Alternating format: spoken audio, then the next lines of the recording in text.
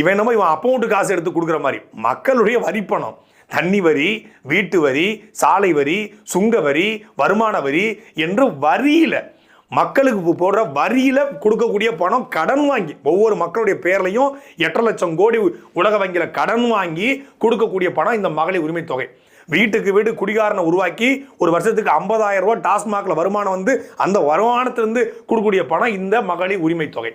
அதை கொடுத்துட்டு திமுகவோட பேச்சாளர், செய்தி தொடர்பு இணைச்செயலாளர், திமுக 15-20 வருஷமா இருக்கான். இவனுக்கே தெரியல அந்த மகளிர் உரிமை தொகை என்ன கிரைட்டீரியா, என்ன கேட்டகரி அது கொடுக்கப்படுது, என்ன தகுதி அப்படின்னு தெரியல. வருட வருமானம் 2.5 லட்சம் ரூபாய்க்கு குறைவா இருக்கக்கூடிய எல்லோருக்கும் மகளிர் உரிமை தொகை என்று தமிழ்நாடு முதலமைச்சர் ஐயா ஸ்டாலின் அவர்கள் அறிவிச்சிருக்காரு. இப்போ இந்த பாட்டி வாங்குற மாட்டி சம்பாதிக்கிறது எவ்வளவு? ஒரு நாளைக்கு 300 ரூபா, மாசம் 9,000 ரூபாய். வருடக்கணக்கு வச்சா கூட 1,08,000 ரூபாய். தமிழ்நாடு அரசு சொல்லிருக்குது